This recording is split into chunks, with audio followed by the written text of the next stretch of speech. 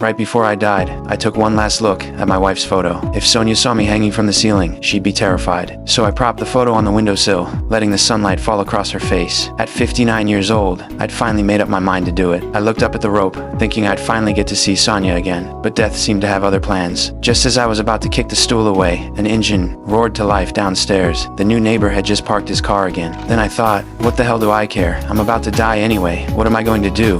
Beef with these randos. I stormed downstairs, hauled that clumsy idiot out of his car, and parked it myself for him. Who the hell wants neighbors this stupid? The world finally went quiet. I went back upstairs to finish what I'd started. Stepped onto the stool, everything set. But then, two kids from next door suddenly started climbing out the window. I didn't want to scare them, so I decided to put it off.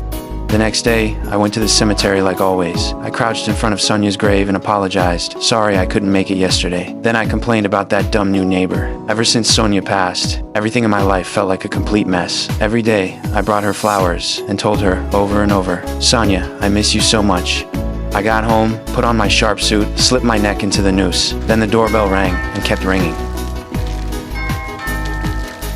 I stormed out, ready to give whoever it was a piece of my mind. It was my new neighbor. She'd come to thank me with some home-cooked food and wanted to borrow a ladder. Well, I wouldn't be needing a ladder anymore, so I just gave it to them. Then an old lady knocked on my door, asking me to fix her heater. She mentioned Sonia right in front of that idiot neighbor. I lost it. Back inside, I was seeing red, but when I looked at Sonia's photo, I couldn't help but crack a stupid little smile. No one would come to stop me this time. Dying felt just like going on a date with Sonia. I kicked the stool out from under me. In that dazed moment, I was a kid again. My mom left when I was little. I grew up with my dad, and he hardly ever smiled at me. But one time, I almost got hit by a train. Dad sprinted over and grabbed me, holding me tight. His work clothes smelled like engine oil and sweat, but I clung to him until evening. Dad didn't talk much, but he taught me so much that stayed with me my whole life. Then I grew up. I showed him my college acceptance letter. It was the first time I ever saw relief on his face. But life just had to screw us over. Dad was so happy he bragged to everyone. And then a train came, turning that joy into tragedy.